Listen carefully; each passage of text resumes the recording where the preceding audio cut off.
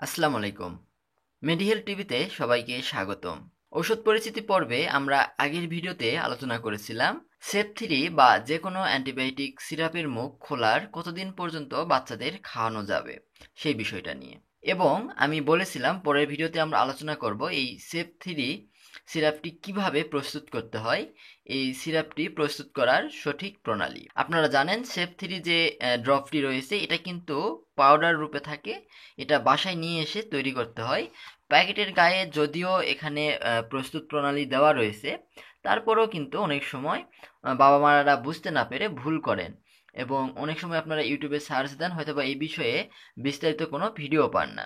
তো আজকে আপনাদের আমি বিস্তারিত বলবো যে সিরাপটি কিভাবে আপনারা সহজেই প্রস্তুত করতে পারবেন। আপনারা যে কোনো পানি, মিনারেল ওয়াটার অথবা আপনারা যে পানি পান করেন সেই পানি প্রথমে ভালো করে ফুটিয়ে নেবেন। ভালো করে ফুটিয়ে নেওয়ার পরে সেই পানিটি কিন্তু একদম ঠান্ডা করতে হবে।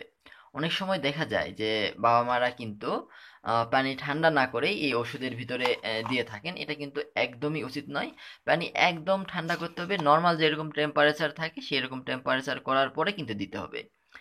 দেখুন এখানে লেখা আছে, পানি মিশানোর আগে বোতল ভালো করে ঝাঁকিয়ে নিন যেন পাউডার জমা বেঁধে না থাকে। অনেক সময় যে বোতলের মধ্যে যে বোতল আমি আপনাদের খুলে দেখাই, এর ভিতরে কিন্তু এরকম একটা বোতলের ভিতরে পাউডার থাকে। এটা তৈরি করা আছে। এর ভিতরে কিন্তু পাউডার থাকে এবং আপনাদের এরকম একটা কিন্তু ড্রপারও দেওয়া হবে। তো আপনারা প্রথমে কি করবেন, প্রথমে আপনারা পানি গরম করে নেবেন, ভালো করে ফুটে নেবেন। নেওয়ার পরে সেই পানিটা ঠান্ডা করবেন। করার পরে এই যে যে পাউডারটা আছে এর ভিতরে, এটা বোতলটা ভালো করে ঝাঁকায় নেবেন পানি দেওয়ার আগেই।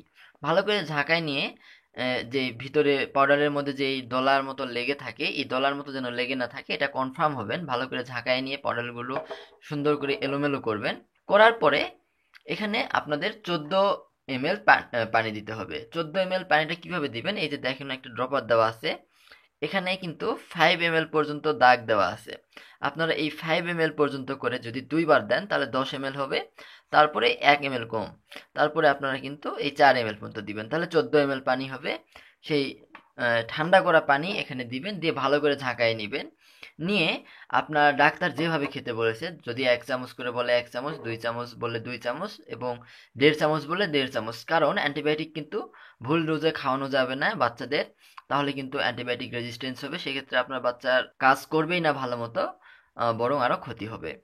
সর্বোপরি আপনাদের সবার শেষে আমি যেটা বলবো যে ওষুধটা খাওয়ানোর পরে ভালো করে বোতলের মুখটা ভালো করে টাইট করে লাগাই দিয়ে রাখবেন।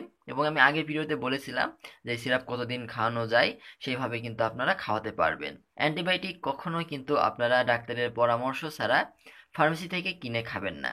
কারণ অ্যান্টিবায়োটিক কিন্তু বর্তমান বিশ্বে করোনার পরে যদি কোনো মহামারী আকার ধারণ করে তাহলে সেটা কিন্তু অ্যান্টিবায়োটিক রেজিস্ট্যান্স করবে। তো আমাদের সকলের উচিত অ্যান্টিবায়োটিক খইমুড়ির মতো করে না খেয়ে ডাক্তারের পরামর্শ নিয়ে খাওয়া। তো সকলে ভালো থাকবেন, সুস্থ থাকবেন। পরবর্তীতে নতুন কোনো ভিডিও নিয়ে আপনাদের সামনে হাজির হব।